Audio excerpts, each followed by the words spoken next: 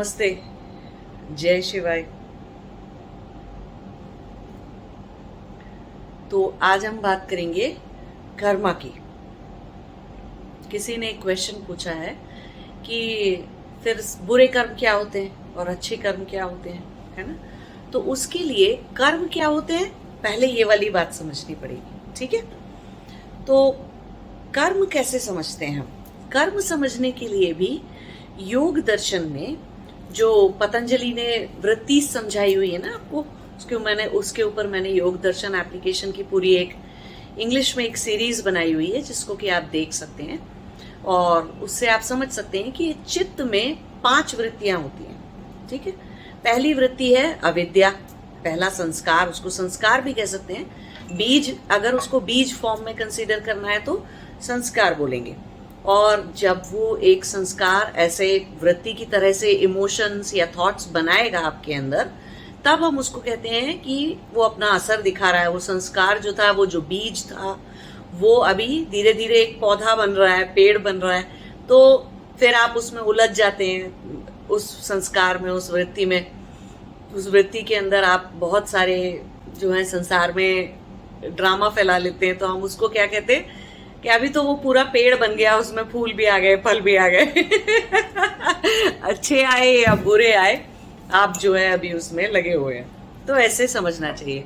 तो संस्कार, पहला संस्कार किस चीज का है? अविद्या का। दूसरा है अस्मिता का।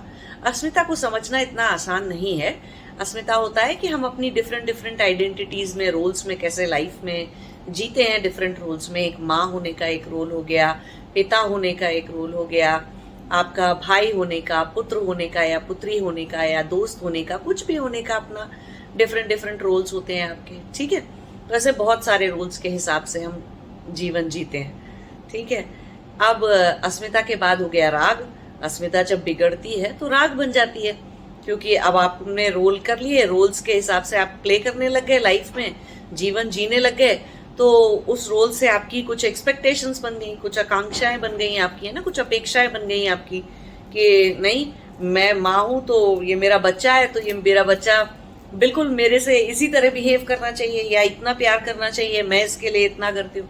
या पिता होने के नाते आपका बच्चे से कुछ अपेक्षाएं बन गई कि ये बड़ा होके ऐसा करेगा, वैसा करेगा, या बड़ा होके ये लड़की है तो ऐसे मैं इसकी शादी करूंगा तो ये जहां करूंगा, जैसे करूंगा वैसे कर हो जाएगा सब कुछ। तो ऐसे कुछ अपेक्षाएं बन गई आपकी, है ना। और कुछ आपके ऑब्लिगेशंस बन गए। ऑब्लिगेशंस का मतलब है आपके कुछ कर्तव्य बन गए, है ना। हर उसके हमारे कुछ ना कुछ कर्तव्य बन जाते हैं। बट उन कर्तव्यों में भी हम कहीं ना कहीं अपने उस अस्मिता की पूर्ति को देखते हैं कि हमारी अस्मिता जो है वो ठीक ठाक जिंदा है कि नहीं। तो ऐसे बहुत सारे अस्मिताओं में सोशल इमेज भी आती है। कुछ लोगों की लाइफ कैसी ही चल रही हो रियल में, लेकिन फेसबुक पर देखने से लगेगा आपको, उनके फोटो, उनकी चीजें देखने से लगेगा कि अरे सारे रिश्ते वो फेसबुक पर ही निभाते हैं। जैसे कि बगल में बैठे हुए कमरे में कोई है, उसको जाके बर्थडे विश या किया है, नहीं किया है, क्या जीवन में किया है उससे मतलब नहीं है, या जीवन में जो भी किया है उसको फेसबुक पे या सोशल मीडिया में दिखाना जरूरी है। तो आजकल ऐसे है, तो एक सोशल इमेज बन जाती है, इंस्टाग्राम पे बन जाती है, और पता नहीं कितनी सारी सोशल मीडिया एप्लीकेशंस हैं। सब लोग सब उस पे अस्मिताएं और इमेजेस बना लेते हैं। फिर उन इमेजेस को सही तरीके से क्या करना चाहिए, क्या नहीं करना चाहिए, जैसे कोई स्टोरी राइटर नहीं होता, स्क्रिप्ट राइटर, मूवीज का जो स्क्रिप्ट राइटर होते हैं, वो क्या करते हैं, कैरेक्टर डेवलपमेंट करते हैं ना। एक फिगर बनाते हैं कि अच्छा ये चोर का कैरेक्टर है, या ये क्या बोलते हैं, पुलिस वाले का कैरेक्टर है, तो कैसे कैसे बिहेव करेगा, क्या करेगा रियल लाइफ में, उसको कैसे चलना चाहिए। तो वो सब बनाते हैं, एंटागोनिस्ट और प्रोटेगोनिस्ट सब क्रिएट करते हैं उसके अंदर, ठीक है। तो ऐसे बहुत सारी अस्मिताएं होती हैं। तो अस्मिताओं की वजह से राग आ जाता है अंदर, और राग जब बिगड़ता है तो मोह बन जाता है, मोह बिगड़ता है तो फिर फाइनली द्वेष भी आता है कि अच्छा कुछ पूरा नहीं हुआ तो गुस्सा आएगा आपको। आपके हिसाब से आपके माँ होने की इमेज, पिता होने की इमेज, बिजनेसमैन होने की इमेज, या आपकी जो भी सोशल मीडिया की इमेज है उसके अकॉर्डिंग किसी ने कुछ भी उल्टा सीधा किया या करा तो आपके अंदर द्वेष जागेगा। या आप अपने ही कर्तव्यों को पूरा नहीं कर पाए जिस हिसाब से आप करना चाहते थे, तो आपके अंदर द्वेष अपने आप से जागेगा। द्वेष बिगड़ेगा तो क्रोध बन जाएगा, है ना। वो क्रोध पहले तो दूसरों पे आएगा कि बताओ मैं इतना कुछ करता हूँ सामने वाला, और ये लोग मेरी सुनते नहीं है, या मेरे हिसाब से चलते नहीं है, मेरे हिसाब से करते नहीं है। तो पहले तो वो क्रोध ऐसे बाहर रहेगा, फिर वो क्रोध अपने आप पे आएगा कि शायद मुझ में ही कोई खराबी होगी, इसलिए जो है मुझे कोई प्यार नहीं करता, या मुझे कोई ध्यान, मेरे ऊपर कोई ध्यान नहीं देता, मुझे मेरा कोई कहना नहीं सुनता, मेरी कोई इज्जत नहीं करता, है ना। तो ये सब चीजें हैं। तो इस तरह से बहुत सारा द्वेष बनेगा। द्वेष फाइनली बिगड़ेगा तो भय बन जाएगा, ठीक है। तो वो भय हो गया कि भय फिर खो देने का, क्या हुआ अगर मेरा बच्चा खो गया या चला गया या कुछ हो गया उसको, या मेरी धन संपत्ति चली गई, या मेरे रिश्ते खो गए, जिससे भी प्यार है या कुछ भी है वो सब कुछ अगर खो गया तो क्या हो गया, क्या होगा, ये मेरा शरीर खो गया या शरीर चला गया तब क्या होगा। ऐसे बहुत सारे भय आ जाते हैं अंदर, ठीक है। तो 5 संस्कार जो होते हैं उनको हम कैसे गिनते हैं? अविद्या, अविद्या जब बिगड़ती है तो बन जाती है अस्मिता, अस्मिता जब बनती है तो राग बन जाता है, राग जब बिगड़ता है तो द्वेष बन जाता है, द्वेष जब बिगड़ता है तो अभिनिवेश बन जाता है। अभिनिवेश का मतलब हो गया डर। तो ये 5 हमारे संस्कार हैं और ये 5 तरह की वृत्तियां हमारे अंदर चल रही हैं। तो अगर कोई इंसान चेतन है, पूरी फुल कॉन्शियसनेस में है, फुल चेतना में है वो, तो वो क्या कर रहा होगा ज्यादा से ज्यादा? फुल चेतन इंसान या तो वो अपने सामने उसके अगर कोई काम है, कहीं जाना है, कोई प्लानिंग करनी है उसके लिए, कुछ बुकिंग करनी है, खाना बनाना है, झाड़ू लगाना है, क्लीनिंग करना है, या नहाना है या धोना है, ऐसे कुछ कर रहा होगा, है ना। या कोई क्रिटिकल एनालिसिस करना है, या कुछ पढ़ाई करनी है तो पढ़ाई पे ध्यान है, पढ़ रहे हैं बैठ के, तो वो सब चीजें कर्मा नहीं होती। एक इंसान चेतन होने के टाइम पर जो भी करता है, अपनी चेतना से जो भी करता है, उसे हम क्रिया कहते हैं, कर्म नहीं। कर्म सिर्फ वो है जो कोई भी मनुष्य तब करता है जब वो चेतन नहीं होता, उसकी चेतना लुप्त हो जाती है। क्यों? कि कोई न इन 5 में से कोई न कोई वृत्ति आपके अंदर उठ के भयंकर विचार बना रही है और तरह तरह की भावनाएं बना रही है। अब एग्जाम्पल से कैसे समझ सकते हैं इस चीज को? चलिए सबसे नीचे से चलते हैं। मान लीजिए आपके अंदर भय की वृत्ति बहुत ही तेज जोर मार के चल रही है और आपकी अभी चेतना बिल्कुल लुप्त है, और आपके सामने आजकल आपकी लाइफ में सिचुएशन चल रही है कि आपको नौकरी बदलनी है, जगह बदलनी है, और एक देश से दूसरे देश जाना है, या एक सिटी से दूसरे सिटी में जाके सब कुछ फिर से सेट करना है, कहीं दूर कहीं नौकरी मिल रही है। लेकिन अगर भय की वृत्ति आपके अंदर हावी है तो क्या आपको लगेगा, पता नहीं अभी मैं जहां हूं वही ठीक है, मैं वहां पे जाके क्या करूंगा या क्या करूंगी, कैसे होगा ये और कैसे होगा वो, और कहीं वो चला गया उस नौकरी के भरोसे में, मैं गया और उन्होंने 4 दिन बाद मुझे निकाल दिया, तो ये जो मेरे हाथ में अभी 10 साल पुरानी मेरी नौकरी चल रही है, मेरे हाथ से ये भी चली जाएगी, तो जो है अब मैं क्या करूं, और मैं मना कर देता हूं, नहीं जाता हूं, या दूसरे देश में जाने से इतना पैसा खर्च होगा और ये सब चला गया, या मैं वहां पे कोई नौकरी नहीं ढूंढ पाया जाने के बाद, तब मैं क्या करूंगा, मैं पढ़ नहीं पाया, या कोई बात हो गई और वहां पे तो कोई मेरे रिश्तेदार और कुछ नहीं होगा, तो सब कुछ कैसे होगा, तो मैं मना कर देता हूँ, मैं नहीं जाता हूँ, मैं यहीं रह जाऊंगा। ये भय की वृत्ति से लिया हुआ डिसीजन हो गया, ये कर्म हो गया। और आपने बाकी सब लोग जो इतने खुश थे, आपके साथ जाना चाहते थे, आपके परिवार वाले या कुछ भी जो आपको कह रहे थे, आपने उनको भी कंट्रोल करना शुरू कर दिया, नहीं नहीं तुम भी मत जाओ, तुम भी मत करो, ऐसा मत सोचो, वैसा मत सोचो, ये हो जाता है, वो हो जाता है, पता नहीं, क्योंकि आपके दिमाग में तो भय हावी है ना। तो आपको सब तरफ कुछ ना कुछ इमेजिनरी या ऐसे काल्पनिक नुकसान जैसा दिखाई दे रहा है ना, कि ये नुकसान हो जाएगा, वो नुकसान हो जाएगा, तो लाइफ में आगे कैसे जाएंगे, है ना। कितने सारे लोग होते हैं, अभी मैंने देखा गंगा में, यहाँ पे ऋषिकेश में गंगा में डुबकी लगाने के लिए आए होते हैं, लेकिन बहुत सारे लोग, रस्सी लगी हुई है वहां पर, एक लोहे की चेन लगाई हुई है घाट के ऊपर, लेकिन इतने डर रहे हैं, जबकि गंगा, नो डाउट गंगा बहुत तेज बह रही है घाट के ऊपर, लेकिन इतना आसान नहीं है एडल्ट आदमी का बह जाना। कोई बच्चा है तो समझ में आता है, लेकिन वो उतर ही नहीं रहे, नीचे जा ही नहीं रहे, डुबकी लगा ही नहीं पा रहे, पैर गीले कर रहे हैं अपना और हट जा रहे हैं वहां से। क्यों? पानी में उतरने से, क्योंकि पानी में नीचे दिखाई नहीं दे रहा है, नीचे रेत है, पत्थर है और बाकी लोग खड़े हुए हैं, ये देखकर भी कि बाकी लोग खड़े हुए हैं वो नहीं उतर रहे हैं, क्योंकि कोई इमेजिनरी भय की वृत्ति हावी है कि कहीं उतरे, फिसल गए, डूब गए, मर गए तो क्या होगा, है ना। तो ऐसे भय का तो कोई इलाज नहीं है। फिर कोई सड़क रोड पे जा रहा है तो रोड पे जाते वक्त भी बहुत सारे लोग जो हैं वो अपना चलते रहते हैं, अपना रोड के ऊपर एक्सीडेंट भी हो सकता है, तो क्या रोड पे नहीं जाएंगे, जाएंगे ना।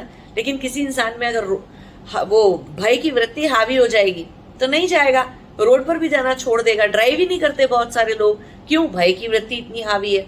फिर कुछ लोग अकेले नहीं रह सकते कि मैं अकेले सो नहीं सकता, अकेले रह नहीं सकता, मेरी मम्मी होनी चाहिए, मेरे पापा होने चाहिए, या कोई दोस्त होना चाहिए, या मेरी पति या पत्नी के साथ ही जाएंगे, कहीं भी जाएंगे। अकेले डर रहे हैं कुछ भी करने से, कहीं भी जाने से, जीवन में कुछ भी उठाने से, क्यों, भय की वृत्ति इतनी प्रबल है अंदर से, चेतना नहीं है। अगर इस टाइम पे जब ये सारी चीजें, मान लीजिए भय आया, ठीक है, अब भय आया लेकिन आपकी चेतना साथ में आ गई, भय हट गया, भय से आपने जो जो बुरी बुरी चीजों की कल्पनाएं करनी थी, बुरी बुरी सिचुएशंस की आपने कल्पना करनी थी, वो सब आपने कर लिया। लेकिन आपने क्या किया कि आप जो है अपना चेतन हो गए उस टाइम पे। तो चेतन होने से क्या होगा, आप सोचोगे अच्छा ठीक है, ऐसे तो बहुत सारे डर आते रहते हैं दिमाग में, ठीक है जाएंगे, करेंगे, देखेंगे। रिस्क लेने की भी तो एक एबिलिटी होती है, नहीं तो कभी कोई बिजनेस ही नहीं करेगा जब तक कि उसके पास करोड़ों रुपए नहीं है, वो करोड़पति अरबपति नहीं है, बिजनेस करने नहीं जाएगा बेचारा। फिर भी जाते हैं ना कितने सारे लोग, कुछ ना कुछ छोटा शुरुआत करते हैं ना लाइफ के अंदर कहीं ना कहीं, क्योंकि रिस्क लेने की हमारी एक क्षमता है चेतना से कि ठीक है, मैं अच्छी भावना से जो जो फैक्टर्स को कैलकुलेट करके मैं अपना काम कर सकता हूँ, बिजनेस कर सकता हूँ, वो मैं करूंगा, मैं अपनी तरफ से जो ठीक कर सकता हूँ जो करूंगा। लेकिन अब उसका क्या क्या रिजल्ट आएगा, वो चलता है नहीं चलता है, देखेंगे 6 महीने बाद, साल भर के बाद, 15 दिन के बाद देखेंगे, अपना जितना भी समय है उसमें। लेकिन डर आ गया, ठीक है, वो कोई बात नहीं, लेकिन रुकेंगे नहीं, ठीक है। अगर वो नदी में, गंगा के घाट पे नहाने के टाइम पे चेतना जागृत हो जाती तो क्या बोलते कि चलो ठीक है, डर तो आ रहा है, दिखाई नहीं दे रहा है नीचे, और गंगा तेज भी बहुत बह रही है, लेकिन कोई बात नहीं, बाकी लोग भी तो खड़े हैं, बाकी लोग भी तो खड़े हैं, उनके पांव तले भी तो जमीन है ना, और सिर्फ कमर तक पानी है या घुटने तक पानी है, तो चलो मैं भी जाते हैं, मैं भी जाके देखूंगी, मैं भी लगाऊंगी डुबकी और मैं भी खड़े होंगे, और चेन है पकड़ने के लिए, तो कोई इतनी डर की बात नहीं है, चेन पकड़ के करूंगी अपना। तो जा सकते थे ना, लेकिन नहीं।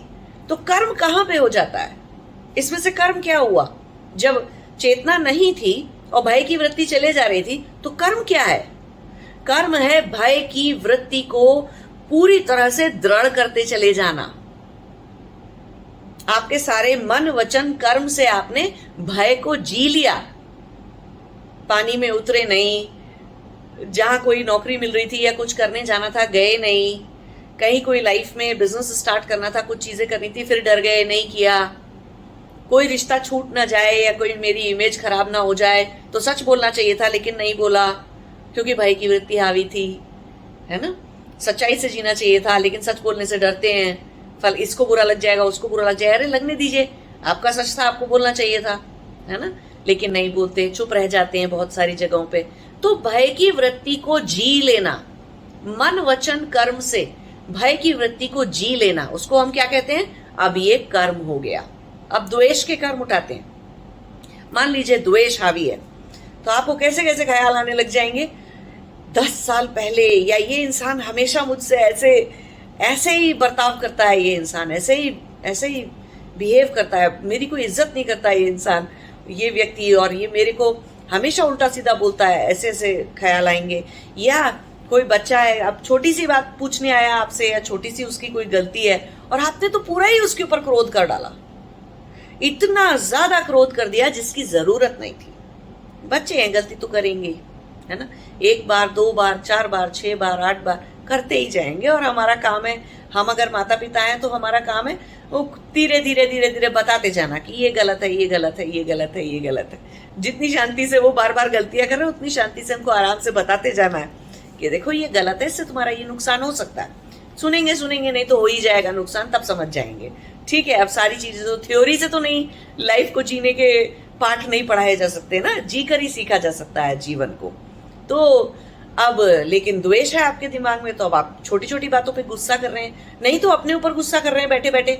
मुझे जीवन में ये नहीं मिला, मुझे ये नहीं मिला, मुझे ऐसा नहीं हुआ, इन लोगों ने मुझे प्यार नहीं दिया, इन लोगों ने मुझसे रिश्ता बना के नहीं रखा, इन लोगों ने मुझे इज्जत नहीं दी, ये हो गया वो हो गया। ऐसी चीजों पे द्वेष आता रहेगा। नहीं तो कोई भी ऑफिस के अंदर या कहीं पे भी कोई काम कर रहे हैं लोग आपके साथ, आप उनके ऊपर गुस्सा करते रहेंगे, छोटी सी बात पे गुस्सा करते रहेंगे, है ना, बिना जाने समझे कि अच्छा ठीक है, आपने कोई काम दिया था, 80-90% वो ठीक ही हो गया है, कोई बात नहीं, 100% नहीं भी हुआ तो 80-90% ठीक हो गया है, तो बस ठीक है, अभी उतना उतना एक्सेप्ट करके चलो अभी दूसरा काम करेंगे, ये वाला काम खत्म हो गया है ना। लेकिन नहीं, जो 1% काम रह गया, 10% रह गया, नहीं ठीक से हुआ, उसको इशू बना के आपने बहुत चिल्ला दिया। ऐसा मैंने बहुत सारे पति पत्नियों के बीच में भी देखा है कि कितना ही काम कर लें घर में एक दूसरे के लिए, अगर एक छोटी सी चीज रह गई है तो दूसरा उसके ऊपर चिल्ला रहा है या गुस्सा हो रहा है या उसको सुना रहा है या उसकी ऐसे लिस्ट जैसी बनाती जा रहा है। तुमने परसों झाड़ू लगाई थी तो इतना सा कूड़ा रह गया था, या तुमने सफाई करी थी तो ये रह गया था, जब तुमने घर में ये जमाया था तो ऐसा रह गया था, वैसा रह गया था। नहीं, इतना नहीं कर सकते। कोई भी इंसान 100% किसी चीज को करेगा ऐसा एक्सपेक्ट करके अगर हम जी रहे हैं तो ये हमारी गलत मानसिकता है। तो अगर आपके ऊपर द्वेष हावी है तो आप ये सब किए चले जा रहे हैं, तो ये क्या है, बुरा कर्म है, ये सब बुरे कर्म है। लेकिन अगर आपके मन में द्वेष आ रहा है और आपको थोड़ा सा चेतन हो गए आप उस टाइम पे, है ना, आपने पकड़ लिया उसको कि अरे ये मैं बेकार में गुस्सा कर रहा हूं, तो आप जो है गुस्सा करने के बजाय कि अरे 80% काम हुआ है, अब द्वेष जागा कि वो 20% क्यों नहीं किया, वो भी कर देना चाहिए था। लेकिन आपके अंदर उसी वक्त चेतना आ गई, तो आप कह रहे हो अच्छा 20% नहीं हुआ, चलो कोई बात नहीं, ऐसा करते हैं 20% मैं तुम्हारे साथ करवाता हूँ, या चलो मैं तुमको इतना एक्स्ट्रा वक्त और देता हूँ, तुम ये 20% काम भी कर लो, क्योंकि वो अपन को करना जरूरी है, हमको करना जरूरी है, हमको पूरा 100% किए बिना काम नहीं चलेगा, तो मैं तुमको थोड़ा सा एक्स्ट्रा टाइम देते हैं, और तुमको कोई मदद चाहिए तो वो भी देते हैं, और तुमको ज्यादा आदमी चाहिए काम करने के लिए तो वो भी देते हैं, लेकिन चलो ऐसे करते हैं बैठ के, ठीक है, इसको पूरा करते हैं, बजाय इसके कि आप गुस्सा कर देते हैं, या आपको अपने ही ऊपर गुस्सा जाग रहा है कि मुझे ये नहीं मिला, वो नहीं मिला, और मैं भी मूर्ख हूँ, मैं भी स्टूपिड हूँ कि पता नहीं क्या कर देते हैं, क्या हो जाता है, क्या कर लेते हैं। उस वक्त अगर आपकी चेतना जागेगी तो फिर आपके अंदर क्या आएगा, नहीं इतने सारे काम मैं ठीक भी तो करती हूँ या करता हूँ, एक आध गलती हो गई है और कुछ हो गया तो कोई बात नहीं, मनुष्य है ना, थोड़े से मूर्ख ज्ञानी है, कोई बात नहीं, अगली बार से नहीं करेंगे, है ना, अपनी गलतियों को अपना फिर से दोहराएंगे नहीं, तो चल जाता है। ऐसे गुस्सा करने की कोई बात ही नहीं है, दुखी होने की कोई बात ही नहीं है। ठीक है, किसी ने आपको कुछ बुरा बोल दिया और वो बुरा ही बोलते रहते हैं, तो वो भी सोचने का इतना नहीं है, वो उनके अंदर उतना सोचिए कितना द्वेष बन गया होगा उनके अंदर कि उनके किसी के मुंह से प्यार के 2 शब्द निकलते ही नहीं है। तो कोई इंसान अंदर से कितना प्यार को लेके कितना सूखा रेगिस्तान जैसा हो चुका है ना, तो उसके अंदर एक प्यार की बूंद बची ही नहीं है। तो कुछ ऐसे भी लोग होते हैं जो बड़बड़ाते रहते हैं, कुछ ना कुछ उल्टा सीधा बोलते रहते हैं, उनको लेके हम अपने मन में द्वेष क्यों जगाएं, है ना, हम द्वेष को अपने अंदर स्थान क्यों दें। तो वो हम चेतना से अपना कर सकते हैं। लेकिन नहीं, अगर आपने द्वेष हावी है और आपको जो मन में आ रहा है आप कर रहे हैं, क्रोध कर रहे हैं, चिढ़ रहे हैं, अपने अंदर भी चिड़चिड़े हुए जा रहे हैं, इस पे विश्वास नहीं करते, उस पे विश्वास नहीं करते, इस पे क्रोध करते हैं, उस पे क्रोध करते हैं, हर छोटी बात पे आपको क्रोध आता है, चिड़िया बोले तो आपको गुस्सा आता है, घर में कोई बोले तो आपको गुस्सा आता है, बाहर कोई काम ना करे तो आपको गुस्सा आ रहा है, अंदर कोई घर में काम ना करे उस पे गुस्सा, हर वक्त आपको गुस्सा आए चला जा रहा है। तो द्वेष की वृत्ति आप जिए जा रहे हैं, मन, वचन और कर्म से द्वेष की वृत्ति को प्रबल बना रहे हैं आप। तो ये कर्म है, ये बुरा कर्म है। अब ये सब कुछ बुरा कर्म था। कर्म मन, वचन और क्रिया से, हाथ पैरों से, कर्मा से, एक्शन से, हर तरह से होता है। तो ये सब जो अभी मैंने भय का एग्जाम्पल दिया, ऐसे द्वेष का एग्जाम्पल दिया, ये सब कुछ उठ के आपके कार्मिक वेयर हाउस में जा रहा है, आपके कर्माशय में जा रहा है ये सब कुछ। लेकिन अगर आप चेतन हो जाते और अपने आप को रोक लेते, नहीं नहीं मैं क्यों गुस्सा कर रहा हूं, अब कर्म नहीं हो रहा, या आप उस इंसान की मदद कर देते, अच्छा कोई बात नहीं, तुमने 80-90% काम कर लिया, चलो 10-20% हम मिल के करेंगे, या तुमको कोई मदद चाहिए या तुमको कोई टाइम एक्स्ट्रा चाहिए तो वो ऐसे करेंगे। अब ये कर्म नहीं है, ये कर्माशय में जाने वाला कर्म नहीं है। तो जो कर्म कर्माशय में नहीं जाते उनको हम क्रिया कह देते हैं। क्यों? कि वो एक चेतन इंसान का स्वरूप है, वो एक चेतन इंसान की जीवन शैली है, वही कर्मयोग भी है। समझ रहे हैं आप बात को? वही कर्मयोग भी है। कर्म से योग का रास्ता क्या है? चेतन होकर कुछ भी करना। तो जब चेतन होकर करेंगे तो कोई भी ऐसा कर्म नहीं कर पाएंगे जो कि आपके कर्माशय में जाता है, जिसका कि बुरा फल होता है। अब कुछ कर्म ऐसे होते हैं, जैसे कि आपने दान दक्षिणा कर दी, बहुत सारा दान देते रहते हैं आप, बहुत सारा पुण्य करते रहते हैं, पुण्य कर्म करते रहते हैं, वो आपके, और उस वक्त आप चेतन भी होते हैं, ठीक है, कि हाँ ठीक है, इसको कपड़े की जरूरत है या कहीं किसी डोनेशन की किसी को जरूरत है। आप में से कितने सारे लोग मुझे भी अभी थोड़ी थोड़ी डोनेशन दे देते हैं, तो जितना भी आप लोग डोनेशन दे देते हैं, कुछ भी कर देते हैं, वो चीज पुण्य कर्म है। तो वो चेतना से किया हुआ होता है, मतलब कि चेतना से हम पुण्य कर्म भी कर सकते हैं और क्रिया में भी रह सकते हैं। तो पुण्य कर्म कहाँ जाता है? वो भी कर्माशय में चला जाता है। उसका आपको अगले आने वाले जन्मों में, अगले आने वाले समय में आपको उसका अच्छा फल मिलता है। ठीक है, जो लोग बहुत दान दक्षिणा करते रहते हैं उनके पास पैसे की कभी कमी नहीं होती। जो लोग ज्ञान का दान बहुत करते हैं कि चलो किसी बच्चे को पढ़ा दिया, किसी को भी पढ़ा दिया, कुछ भी पढ़ा दिया, जो आता है वो पढ़ा दिया, ठीक है, और उससे उसकी लाइफ में कोई सुधार हो गया, कुछ अच्छा जीवन बन गया उस इंसान का, और आपने उससे कोई पैसे भी नहीं लिए, तो वो ज्ञान दान है, शिक्षा दान है। तो ज्ञान दान और शिक्षा दान सबसे बड़ा दान होता है। फिर आप पैसे से मदद कर देते हैं या सेवा कर देते हैं किसी की, कि चलो मेरे पास टाइम है, मैं वॉलंटियर कर देता हूँ, यहाँ पे जाके वहां पे जाके, या मेरी ऑर्गेनाइज कहीं पर भी, ठीक है। तो वो सारी चीजें क्या हो जाती है? पुण्य कर्म हो जाते हैं। तो पुण्य कर्म उसमें चले जाते हैं। तो इंसान या तो ऐसे कर्म करता रहता है जिन, चलो हम उनको पाप कर्म कह सकते हैं, वो जब हम भय में जी रहे थे, जब उसमें द्वेष में जी रहे थे, तो वो सब राग में जिएंगे या अस्मिता में जिएंगे या अविद्या में या ज्ञान में जिएंगे। तब हम कुछ भी करेंगे अगर उसकी वजह से, तो वो सब कुछ क्या कहलाता है? वो सब कुछ कहलाता है पाप कर्म।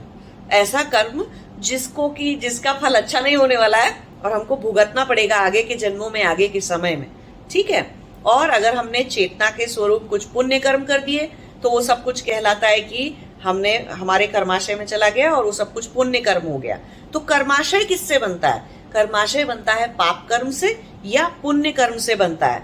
और जब हम पाप कर्म भी नहीं कर रहे और पुण्य कर्म भी नहीं कर रहे, ठीक है, तब हम सिर्फ चेतना में जी रहे हैं। हम अपनी योग साधना कर रहे हैं, प्राणायाम कर रहे हैं, योग साधना करते हैं, क्रिया योग करते हैं, हठा योग करते हैं, कुछ भी योग करते हैं। अगर हम उस योग को करते वक्त, उस तपस्या को करते वक्त, अगर कोई भी मनुष्य अपना पूरी तरह से चेतन होता है और उसके मन और वचन में कोई अशुद्धि नहीं आती। अशुद्धि क्या है? कि मन में तो राग चल रहा है, कर रहे थे बैठ के धारणा लगा रहे थे, धारणा प्राणायाम कर रहे थे, मन में कोई भय के आइडियाज आ रहे थे, कोई भय के ख्याल विचार आ रहे थे आपको, ठीक है, तब फिर वो योग तपस्या नहीं है। उसको हम योग तपस्या नहीं कहते, उसको हम क्रिया भी नहीं कहते, ठीक है। तो चेतना से अगर आप योग तपस्या या साधना करते हैं तो हम उसको क्रिया कह देते हैं, क्योंकि वो कर्म नहीं है, वो कर्माशय में नहीं जुड़ता जिसका कि कोई हमें फल भुगतना पड़ेगा, ठीक है ना। तो ये ऐसे है। ऐसे ही राग का एग्जाम्पल उठा लीजिए। मोह, अभी मैंने भावनाओं के ऊपर एक पीछे हिंदी में एक भावनाएं कैसे काम करती हैं और कौन सी भावना कहाँ पे आती है और भावनाओं के साथ कितना खेल खेला जा सकता है, उसके ऊपर मैंने एक वीडियो बनाया था ना, ध्यान से देख सकते हैं आप उस वीडियो को, तो उससे आपको समझ में आ जाएगा कि राग होने से इंसान कैसे कैसे कर्म कर सकता है। राग को मन वचन कर्म से जीते जाना, पूरा करते जाना कि हाँ तुम मेरी हो, तुम मेरे हो, ये बच्चा तो सिर्फ मेरा है और ये मेरी सुनेगा और ये सब कुछ, तो ये राग से होने वाले, उत्पन्न होने वाले कर्म है। राग से ऐसी चीजें भी आ जाती हैं कि मुझे अपने पैसे से किसी को राग हो जाता है, किसी को अपने गाड़ी से हो जाता है बहुत ज्यादा, कार से, किसी को अपना जो भी कार है, बाइक है, साइकिल है, उससे राग हो जाता है। कुछ लोगों को तो अपने तरह तरह के अपने कपड़ों से राग हो जाता है कि नहीं ये कपड़ा मैं किसी को नहीं दूंगा, ये 20 साल से ये टी शर्ट मैं पहन रहा हूँ, ये मेरी ही है, बस 20 अगले 20 तक और पहनूंगा। तो ऐसे राग है किसी छोटी छोटी चीजों से। तो जब आप राग को मन वचन कर्म से जिएंगे तो पाप का कर्माशय बनेगा, वो कर्म बुरे कर्म कहलाएंगे और वो कर्म आपके कर्माशय में जाएंगे, और वो कर्मों की वजह से आपको आगे अच्छे बुरे जो भी है, बुरे कर्म है तो बुरा फल, अच्छे कर्म है तो अच्छा फल। तो इसको हम कहते हैं बुरे कर्म। अब बुरे कर्म अगर राग से बिगड़ जाएंगे तो कोई इंसान सोचिए किसी के अंदर कोई खराब वृत्ति जाग गई तो कोई किसी का रेप कर देगा, बलात्कार कर देगा, है ना, या कोई किसी को कमरे में बंद करके या जीवन में अपने बांध बूंद के बिठा लेगा उसको कि नहीं तुम तो मेरी हो, कहीं जाओगी ही नहीं, और तुमने किसी से भी बात करी तुम्हारा खून कर दूंगा, तो खून कर भी देते हैं, है ना, कत्ल कर देते हैं, मृत्यु हो जाती है, मार डालते किसी को। तो ऐसे बहुत गहरा राग हो सकता है, राग बहुत बिगड़ भी सकता है क्योंकि वो बहुत गहरा मोह है, वो मोह में बदल जाता है वो। और द्वेष भी ऐसा ही है, किसी पर इतना ही गुस्सा आ गया कि उसको इतना पीट दिया, इतना मार दिया कि वो आदमी मर गया, या फिर किसी को रोज इमोशनल टॉर्चर करते जाते हैं, इतना सुनाते हैं कि वो बेचारे की सामने वाले की आत्मा अंदर से रोती रहती है, कलपती रहती है आत्मा। कितना जघन्य कर्म है, कितना बेकार गंदा कर्म है ये। तो बहुत बुरे फल भी मिलते हैं फिर ऐसे लोगों को। ठीक है, ऐसे ही भय है, भय से यहाँ नहीं जा रहे या वहां नहीं जा रहे, ये नहीं कर रहे, वो नहीं कर रहे। हिटलर क्या था, हिटलर ने क्या किया, हिटलर क्या कोई बहुत, उसने इतने सारे ज्यूज मारे और इतना होलोकॉस्ट किया उसने वहां जर्मनी के अंदर। तो आपको क्या लगता है कोई बहुत वीर इंसान था, बहुत वीर बहादुरता थी उसके अंदर? नहीं, वो एक बहुत ही भयभीत इंसान था। उसको क्या भय था कि मेरी रेस में, मेरी प्रजाति में, मनुष्य के होने की प्रजाति में अगर कोई और प्रजाति का खून मिक्स हो गया, या लोगों ने ऐसे इंटरकास्ट मैरिज कर ली, या ऐसे प्यार मोहब्बत में आके बच्चे पैदा कर लिए, तो मेरी रेस खराब हो जाएगी, तो मैं ये बाकी सबको मार देता हूं। जो मेरी रेस को सबसे ज्यादा खराब कर सकते हैं उनको मैं धरती पर से खत्म ही कर देता हूं। कितना जघन्य अपराध से ढेर, लाशों के ढेर। अगर आप कभी डॉक्यूमेंट्री देखेंगे हिटलर ने जो किया था, कितनी खराब कितना मतलब दिल दहलाने वाली चीज है। एक भय, एक बात हमेशा ध्यान रखिए, सबसे ज्यादा क्रूरता सिर्फ और सिर्फ भयभीत इंसान के अंदर जागती है। आप सारे आतंकवादी का केस उठाइए, पढ़िए बैठ के, क्या सिखा दिया गया उन लोगों को कि अगर ये तुम इनको नहीं मारोगे तो ये तुमको मारेंगे, तो तुम इनको मारो और फिर जन्नत चले जाओ या कहीं भी चले जाओ, जो भी अपना तुमने भगवान की, अल्लाह की सेवा करनी थी वो तुम्हारी सेवा हो गई, अब तुम इनको मार दो। तो कैसी कैसी चीजें हैं ना, कोई डरा हुआ आदमी के दिमाग में ही तो ये सारा कुछ घुसाया जा सकता है। जो डरा हुआ नहीं है, जिसके अंदर डर है ही नहीं, वो सबसे पहले यही पूछेगा, हाँ ठीक है उन्होंने मार दिया, उनकी गलती मैं क्यों करूं। कोई कुत्ते के जैसे भौंक रहा है, आप भी भौंकेंगे उसके साथ? नहीं ना। सिर्फ भयभीत इंसान के अंदर क्रूरता जागती है, भय से क्रूरता जागती है। ये बहुत क्रूरता अगर कहीं पे बहुत ज्यादा एग्जिस्ट करती है तो सिर्फ डरे हुए मनुष्यों के अंदर, डरे हुए राक्षसों के अंदर होती थी वो क्रूरता, असुर और राक्षसों के अंदर होती थी वो क्रूरता। सिर्फ भय का बिगड़ा हुआ रूप क्रूरता है।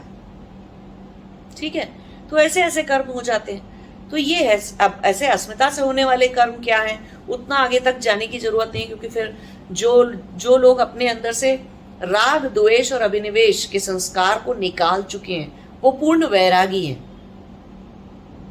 राग खत्म होते ही वैरागी हो जाता है इंसान, बिना राग का हो जाता है इंसान। तो जो पूर्ण वैरागी है उसकी बहुत सारी अस्मिताएं भी मर चुकी, क्योंकि बहुत सबसे ज्यादा अस्मिताएं जुड़ी होती हैं भय से, भय के संस्कार से।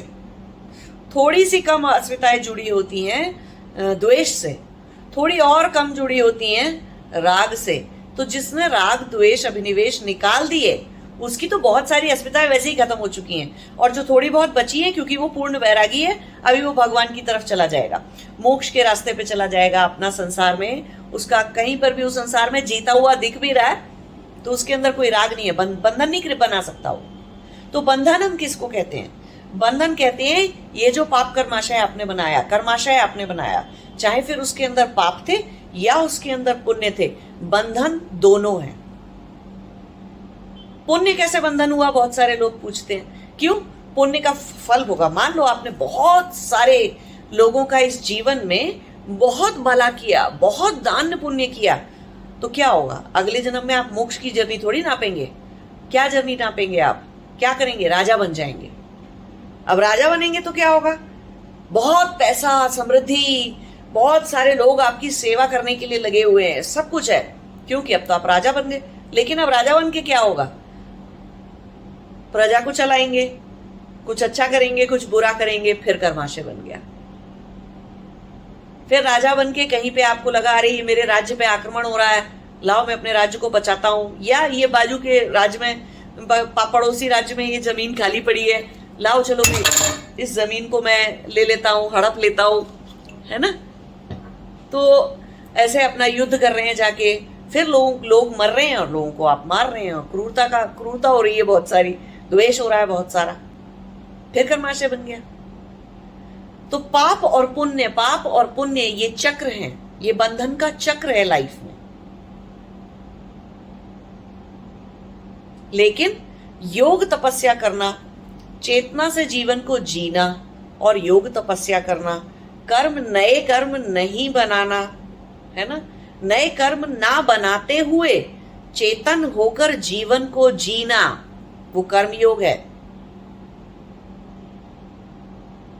कर्मयोग का ये मतलब नहीं होता है कि अच्छे बुरे, आफ्टर ऑल कोई सा भी योग हो, भक्ति योग, ज्ञान योग या क्रिया योग या फिर कर्म योग। योग का मतलब क्या है? मोक्ष की तरफ जाने वाला रास्ता।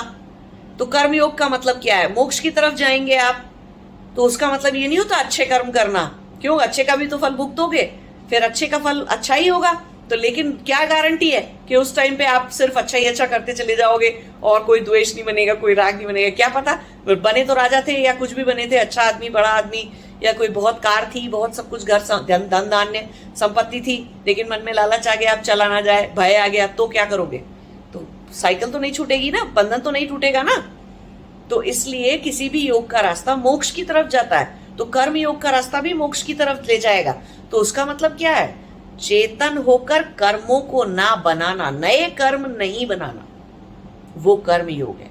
और कर्म कब नहीं बनेंगे? जब आप पूर्ण चेतना से जीवन को जिएंगे, है ना। मैंने चेतना के ऊपर भी एक वीडियो बनाया था हिंदी में, उसको भी समझिए कि चेतना क्या होती है, ठीक है। और फिर उसके बाद चेतन होकर कर्म करना, और जितने टाइम चेतन होकर कर्म कर रहे हैं, नए कर्म नहीं बना रहे, अच्छे भी नहीं और बुरे भी नहीं। कभी आप योगी को देखते हो, कभी किसी योगी, साधु, तपस्वी को आप देखते हो, वो संसार का भला करने नहीं निकलता। वो पहले, क्योंकि उसका पहला कर्तव्य, किसी भी आत्मा का पहला कर्तव्य क्या है? आत्मा को परमात्मा से जोड़ देना। क्योंकि जब वो जोड़ देगा और उसकी अपनी समाधि लग जाएगी, तब वो इतना सक्षम हो जाएगा कि उसको पता होगा कि संसार में किसकी मदद करनी है और किसकी नहीं, कब करनी है और कब नहीं, और कैसे करनी है और कैसे नहीं। तब उसके पास अपने अंदर अपना कोई दुख नहीं होगा, अपने कोई कर्म और कोई चीज बची नहीं होगी निपटाने के लिए। तो वो सबसे ज्यादा सक्षम इंसान होगा कि अब वो दुनिया में सबकी मदद कर सकता है। लेकिन जब कोई योगी है, तपस्वी है, या कर्म योगी है, या भक्ति योगी है, या क्रिया योगी है, या ज्ञान योगी है, कोई भी तरह का योगी है अगर वो, तब तक वो पाप और पुण्य दोनों पर ही रोक लगाता है। किसी भी तरह का कर्म करने से वो रुक जाता है, किसी भी तरह का कर्म नहीं करता वो। इसका मतलब ये नहीं है कि रास्ते में कोई गिर गया तो हम उसे उठाएंगे नहीं, उठा देंगे। हमारे सामने ही कुछ आ जाएगा तो कर देंगे मदद उसकी। लेकिन वो जो फालतू का ड्रामा है, एक्स्ट्रा जाके दान पुण्य कर रहे हैं, यहाँ चैरिटी वहाँ चैरिटी, ये खिला वो खिला, उतना कर रहे हैं, तो वो नहीं करने की जरूरत है। लेकिन कर्मयोग भी किसको करना है? अच्छे कर्म भी करने किन लोगों को बंद करने होते हैं? वो जिनके जो पूर्ण वैरागी हो गए, जिनके अंदर से अभिनिवेश, द्वेष और राग, ये 3 संस्कार बिल्कुल मिट चुके हैं। सिर्फ उनको पुण्य करने बंद करने होते हैं, बाकी लोगों के लिए नहीं है ये वाली बात। क्यों? कि जब तक राग है और खेल रहे हो आप राग से, तो राग है, द्वेष है और भय है, तो उसमें अब आप, इसका मतलब है आपको कई जन्म लगने वाले हैं। मोक्ष मिलने तक, समाधि मिलने तक आपको कई जन्म लेने पड़ेंगे।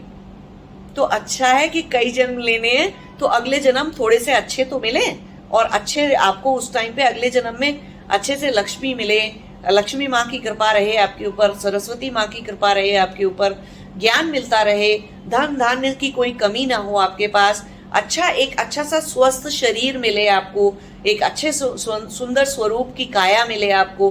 तो सब कुछ मिलने के लिए पुण्य कर्म करने पड़ेंगे ना, तो करते रहिए। जिनके अंदर भी राग, द्वेष और अभिनिवेश की वृत्तियां हैं, वो लोग ऐसे कर्म करते रहें जो पुण्य कर्म कहलाते हैं। लेकिन जो पूर्ण वैरागी हो चुके हैं वो बहुत कम लोग हैं, उसमें कोई कहने वाली बात नहीं है, ऐसे लोग कम हैं। लेकिन फिर भी जितने भी हैं पूर्ण वैरागी हैं, वो तो उनको तो ये तो मैं आपको बता रही हूँ, ये सारा ज्ञान मैं आपको दे रही हूँ। जो पूर्ण वैरागी हो जाते हैं उनके पास ये ज्ञान ऑलरेडी अंदर से, ये ज्ञान उनको होता है, बताना नहीं पड़ता कि कर्म करने से रुक जाओ अब। क्यों? कि अब मोक्ष का रास्ता चल रहा है, तो जितने कर्म बचे हैं उनको खत्म हो जाने दो, उनका प्रभाव, उनका जो भी फल मिलना था आपको, अच्छा बुरा, वो सब खत्म हो जाने दो। तो बंधन की कोई चीज रहेगी नहीं फिर आपके पास। तो जब समाधि लग जाती है ऐसे लोगों की, तब वो कैसे जिंदा रहते हैं अगर कर्म नहीं बचे तो? नहीं, जितने कर्म बंधन वाले तो सारे कर्म खत्म हो गए, लेकिन फिर भी कुछ कर्म बचे थे जो कि चल सकते हैं, जिससे कि 20 साल, 25 साल, ऐसे 30 साल जीवन को चलाया जा सकता है, शरीर को चलाया जा सकता है। इतने कर्म फिर भी अच्छे वाले बच जाते हैं, बिना बंधनकारी कर्म। बंधन बनाने वाले जो कर्म थे, जिनको हम कहते हैं कि भय से किया हुआ कर्म, द्वेष से किया हुआ कर्म, वो बंधनकारी कर्म है। राग से किया हुआ कर्म, अस्मिता, अविद्या से किए हुए कर्म, वो बंधन बनाने वाले कर्म है। ठीक है? और जो अच्छे कर्म किए थे, पुण्य किए चले जा रहे थे बहुत सारे, वो भी बंधन बनाने वाले कर्म है। ठीक है? तो वो सारे कर्म जो होते हैं बंधनकारी कर्म, जिनकी वजह से कि एक आत्मा को दूसरा जन्म लेना पड़ता है, वो सारे कर्म खत्म हो जाते हैं। ठीक है? समाधि लगने वाली आत्मा के समाधि लग गई, अब बस वो जो बिना कोई बंधन क्रिएट करने वाले जो कर्माशय बचा रह गया था, जिसमें सिर्फ भोग बचा है, अच्छा कह लो बुरा कह लो, सिर्फ भोग बचा है, और वो भी थोड़ा सा बचा है, तो वो थोड़े टाइम के लिए अपना 20-25 साल 30 साल तक निकल जाते हैं। कुछ जिनके पास नहीं होता उतना भी कुछ निकल जाते हैं, वो समाधि के टाइम पे ऊपर चले जाते हैं, समाधि के टाइम पे शरीर छोड़ देते हैं। और ऐसे लोग भी समाधि के टाइम पे शरीर छोड़ देते हैं जिनके पास ये बिना बंधन बनाने वाला कर्म तो बचे हुए थे, लेकिन उनकी एनर्जी इतनी हाई हो गई उस टाइम पे, और किसी ने समझाया या नहीं, कोई गुरु पास में नहीं है या कुछ नहीं है, तो शरीर छोड़ेंगे ही छोड़ेंगे। ठीक है? क्योंकि बंधने वाला कोई कर्म बचा नहीं है, तो दोबारा कोई जन्म लेने की जरूरत नहीं है, ना अच्छा कुछ भोगने के लिए बचा है, ना बुरा कुछ भोगने के लिए बचा है। तो समाधि के टाइम पे बहुत सारे लोग शरीर ही छोड़ देते हैं। जिनका बचा रह जाता है, वो उनको अंदर से उनके पास ये ज्ञान भी होता है कि शरीर में वापस लौट के कुंडलिनी को नीचे लाना कैसे है, वापस शरीर में लौट कर रहना क्यों है, कैसे है, और उनको उस तरह के गुरुओं की उनको मदद भी मिल जाती है, तो वो शरीर में रह जाते हैं। ठीक है? तो ऐसे समझना है आपको कि बुरे कर्म क्या है, जिसको हम पाप का कर्माशय कहते हैं, अच्छे कर्म क्या है, पुण्य का कर्माशय, और कर्माशय में कौन से कर्म जाते हैं, कौन सी चीजें हैं जो कर्माशय में नहीं जाती हैं, और वो भी मैंने आपको बता दिया। अब कोई इनिशिएशन लेता है, दीक्षा लेता है किसी गुरु से, वो भी कर्माशय में तो जाती है, लेकिन वो बंधनकारी कर्म नहीं है, वो कर्माशय में नहीं जाती है, लेकिन वो चित्त में जाती है। ऐसे समझना चाहिए कि आपने कोई दीक्षा ली तो चित्त पे उसका प्रभाव पड़ता है। ठीक है? चित्त में उसका एक इंप्रेशन क्रिएट हो जाता है दीक्षा लेने से। कोई भी आपने नई चीज सीखी, म्यूजिक सीखा, कुछ भी सीखा, वो कर्माशय में नहीं जाती वो चीजें, उसका चित्त पे संस्कार पड़ जाता है। तो उसकी वजह से क्या होता है, अब आप अगला जन्म लोगे तो वो दीक्षा फलित हो जाएगी। जैसे मुझे पिछले जन्म में मेरे गुरु ने दीक्षा दी थी, इस जन्म में वो फलित हो गई, मैंने पूरा रास्ता नाप लिया अपना, है ना? ऐसे कोई म्यूजिक सीख के आया तो कुछ बच्चों को आप देखोगे कि पता नहीं कैसे उनको किसी भी इंस्ट्रूमेंट पे बिठाओ, पियानो पे, गिटार पे, कोई भी इंस्ट्रूमेंट लेके बैठा, उनको अंदर म्यूजिक की पूरी समझ होती है पहले से, और बहुत थोड़ा सा सीखने से बहुत जल्दी बहुत सारा पकड़ लेते हैं वो लोग। मेहनत करते हैं, ऐसा नहीं कि मेहनत नहीं होती है उसमें, लेकिन संस्कार पिछले जन्म से अगर लाए होंगे किसी भी चीज का तो वो भी दिख जाता है आदतों में, जीवन शैली में, रहने में, जीने में। हर तरह का ज्ञान जो आप लेकर आए हैं पिछले जन्म से, उसका भी चित्त पे आपके वो है, चित्त पे संस्कार पड़ा हुआ है, तो वो सारा ज्ञान भी जीवन में दिखता है। कि कोई बच्चा बहुत ज्ञानी होता है बचपन से, कुछ बिल्कुल मूर्ख होता है, एक बच्चा बिल्कुल भी झूठ नहीं बोलता है और एक बच्चा झूठ ही बोलता हुआ पैदा होता है। ऐसे रहता है ना, डिफरेंस दिखाई देता है ना, अंतर दिखाई देता है आपको। तो ऐसे समझना चाहिए कि कर्माशय क्या है, क्रिया क्या है, कर्म योग क्या है, अच्छे कर्म क्या है और बुरे कर्म क्या है। अच्छे कर्मों को हम अक्लिष्ट कर्म भी बोल देते हैं, अक्लिष्ट भी बोल देते हैं, और जो बुरे होते हैं उनको हम क्लिष्ट भी बोल देते हैं या काला भी बोल देते हैं, या ऐसे कह लो कि क्लेश जिससे क्रिएट होता है, परिवर्तित हो जाता है, जीवन में क्लेश आ जाता है, मतलब बुरा प्रभाव आ जाता है शरीर पे, मन पे, सब चीज़ों पे, जीवन में बुरी चीज़ें होने लग जाती हैं। वो सब क्या है? बुरे कर्मों का असर है।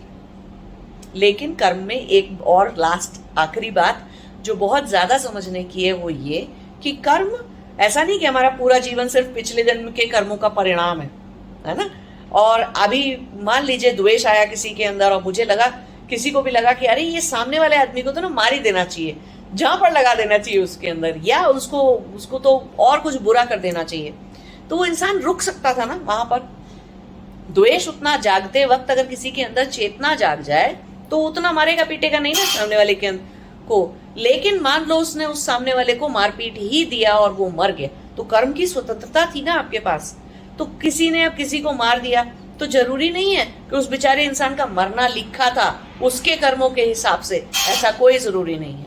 ऐसा भी हो सकता है कि वो इंसान जो है उसने, सामने वाले ने कोई नया कर्म कर दिया और आके इसको मार दिया। तो ये वाली बात भी आप ध्यान रखिए, ठीक है। नमस्ते, जय शिवाय।